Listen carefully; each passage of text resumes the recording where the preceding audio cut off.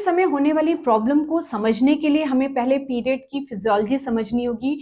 समझना होगा कि क्या कहता है आयुर्वेद। आयुर्वेद का दृष्टिकोण समझना होगा, तभी आप अपनी जो डाइट है उसको समझ पाएंगे और अपने दोषों के सिम्टम्स को अगर आप समझ रहे हैं, जिसे अभी हम आगे वीडियो में बताएंगे, तो ही आप उसके हिसाब से अपनी डाइट जो हम एडवाइस करेंगे वो चूज कर पाएंगे। आयुर्वेद कहता है कि जो हमारी 28 डेज की साइकिल होती है उसमें अलग अलग टाइम पे 3 दोष जो है उनकी प्रिडोमिनेंस होती है। जैसे जो ब्लीडिंग वाला जो पीरियड होता है, मेंस्ट्रुअल पीरियड होता है, उसमें वात दोष की प्रधानता होती है। मतलब उस समय वात को अपना नॉर्मल फंक्शनिंग करना चाहिए। अगर किसी कारण से ऐसी हम डाइट ले रहे हैं जो वात को बढ़ा रही है, तो हमें जो सिम्टम्स हैं वो वात वाले मिलेंगे। वात के जो सिम्टम्स हैं उसमें मेनली क्रैम्प होना, पेन होना, ब्लीडिंग कम होना, ये सारी चीजें हैं। पेन जो है वो मेनली वात के कारण होता है, आप एक जनरलाइज वे में समझिए। और ब्लीडिंग जो है कम होना, वो भी वात के कारण होता है। दूसरे टाइप के जो सिम्टम हैं वो हम देखते हैं, बहुत हैवी ब्लीडिंग होना या बहुत चिड़चिड़ाहट पीरियड के समय लगना, वॉमिटिंग, नॉजिया जैसा होना, बहुत गर्मी लगना, ये सारे जो सिम्टम है वो पित्त के कारण होते हैं। तो अगर ड्यूरिंग पीरियड हम ऐसी डाइट ले रहे हैं जो हमारे पित्त को डिस्टर्ब कर रहा है, तो हमें पीरियड्स के समय ऐसी प्रॉब्लम्स मिलेंगी। तीसरी तरह की जो प्रॉब्लम मिलती है, जो कफ दोष बढ़ने के कारण ड्यूरिंग जो मेंस्ट्रुअल पीरियड है, अगर कफ दोष का प्रेडोमिनेंस है, नॉर्मली वात होना चाहिए, लेकिन अगर हमारी फिजियोलॉजी डिस्टर्ब है, कफ दोष बढ़ा हुआ है, तो हमें उस समय वेट गेन हुआ सा मिलेगा, बहुत लेथार्जी लगेगी, भूख नहीं लगेगी और खाने का मन नहीं करेगा, ये सारी चीजें, और ब्लीडिंग हैवी होगी। ये सारी अगर हमको सिम्टम्स मिल रहे हैं तो हमें समझना चाहिए कि ड्यूरिंग जो मेंस्ट्रुअल पीरियड है वो हमारे बॉडी में कफ दोष प्रधान है। तो हम ऐसा क्या करें जिसके कारण जो वात प्रॉपर फंक्शनिंग वात की होनी चाहिए वो बनी रहे, और वात बहुत ज्यादा भी डिस्टर्ब ना हो, और पित्त कफ जो बैलेंस रहना चाहिए उसका भी बैलेंस बना रहे। तो हमें सबसे पहले ऐसे फूड आइटम समझने होंगे जो वात को और डिस्टर्ब कर सकते हैं, क्योंकि वात नॉर्मली उस समय बढ़ा रहता है, लेकिन वो उसकी फिजियोलॉजिकल स्टेट है। अगर हम ऐसी डाइट ले रहे हैं जो वात को बढ़ा रही है, तो हमारे वात सिम्टम वाले जो है सिम्टम बढ़े हुए मिलेंगे।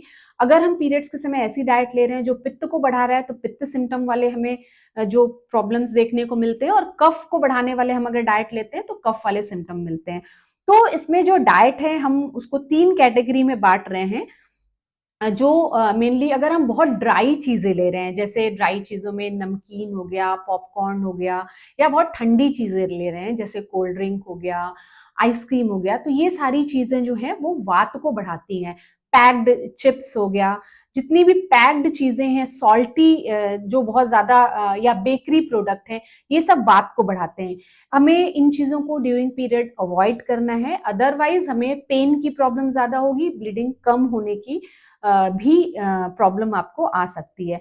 इसके अलावा जो बहुत प्रोसेस्ड और बहुत स्पाइसी चीजें हैं, जैसे जो आजकल डिफरेंट टाइप के सॉसेज हैं, और प्रोसेस्ड जो चीज होती है, अगर हम ऐसी डाइट ले रहे हैं या बहुत मसालेदार हम खाना खा रहे हैं, तो ये सारी जो चीजें हैं वो हमारे पित्त को बढ़ाती हैं, जिसके कारण हमें पीरियड्स में हैवी ब्लीडिंग, या जो नॉजिया, वॉमिटिंग, बर्निंग सेंसेशन, या जो मूड में जो हमें बहुत इरिटेशन जैसी हमें फीलिंग होती है, वो पित्त डिस्टर्ब होने के कारण होते हैं।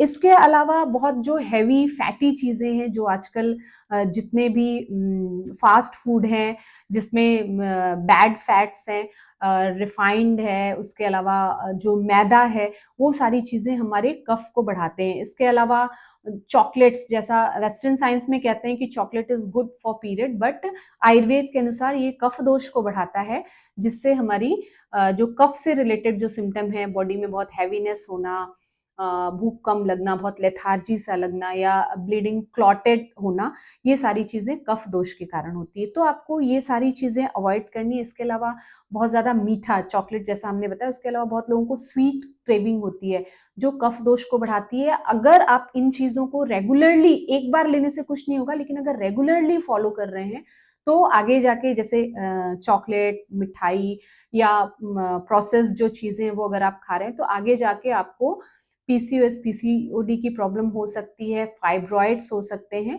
और ये आगे चल के आपको पीरियड्स की तरह तरह की प्रॉब्लम कर सकते हैं, इनफर्टिलिटी का बहुत मेजर कॉज हो सकते हैं।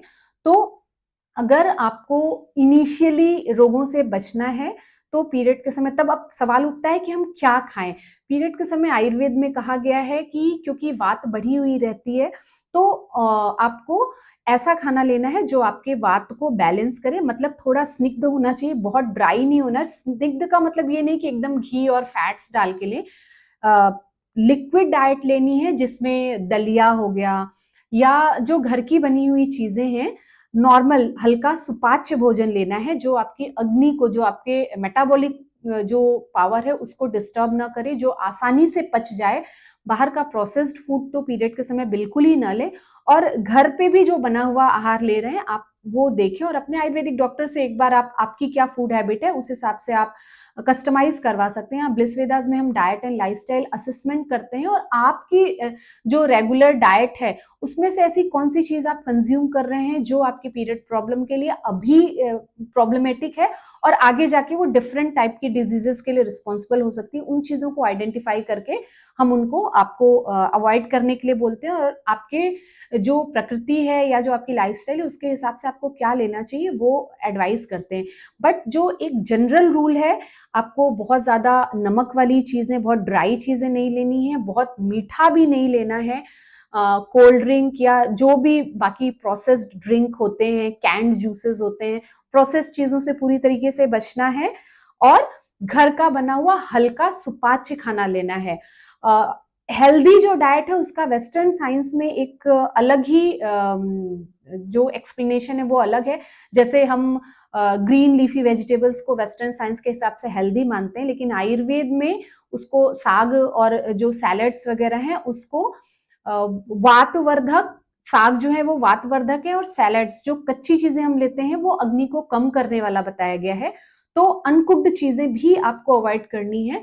तो नटशेल में अगर हम कहें तो हल्का सुपाच्य भोजन जिसमें आप दाल चावल रोटी सब्जी ले सकते हैं, अपनी भूख को देखते हुए, अपने डाइजेस्टिव एबिलिटी को देखते हुए आपको लेना है। ओवर ईटिंग नहीं करनी है, फ्रीक्वेंट ईटिंग नहीं करनी है। अगर आप इन फूड के रूल्स को फॉलो करते हैं तो अगर आपको कोई पीरियड प्रॉब्लम है तो वो सॉल्व होने में आपको हेल्प मिलेगी और भविष्य में होने वाली बहुत सारी प्रॉब्लम से आप बच सकते हैं। बाकी अगर कोई स्पेसिफिक प्रॉब्लम है तो आप जरूर कमेंट सेक्शन में डालें जिसको हम सॉल्व करने की कोशिश करेंगे। और ब्लिस वेदास के साथ बने रहें जहां हम आगे आने वाले वीडियोस में पीरियड्स के समय लाइफस्टाइल कैसी होनी चाहिए, आहार के क्या नियम है, ये सारी चीजें भी बताएंगे। क्योंकि जो हमारा स्वास्थ्य है वो सिर्फ एक कंपोनेंट पे नहीं है, आपका आहार विहार मिलके आपके शरीर दोषों को और मन को अफेक्ट करता है, जिससे आपका स्वास्थ्य या आपकी बीमारी बनती है। तो बने रहें ब्लिस वेदास के साथ ऐसे ही यूजफुल टिप्स और जानकारियों के लिए। वीडियो अगर पसंद आया हो तो इसे लाइक एंड शेयर करें, और इस वीडियो की जरूरत हर उस लड़की को है जो मीनार के क्रॉस कर चुकी है और अभी रिप्रोडक्टिव फेज में है। तो सब को ये वीडियो शेयर करें जिससे भविष्य में आने वाली बहुत सारी प्रॉब्लम से वो बच सकते हैं। और अगर कोई प्रॉब्लम पीरियड से रिलेटेड वो फेस कर रहे हैं तो इस वीडियो में बताए गए जो यूजफुल टिप्स हैं उनको फॉलो करके वो अपनी हेल्थ को अटेन करने में हेल्प पा सकते हैं। वीडियो को अंत तक देखने के लिए एक बार फिर से धन्यवाद। ब्लिस वेदास के साथ बने रहें और स्वस्थ रहें। Thank you.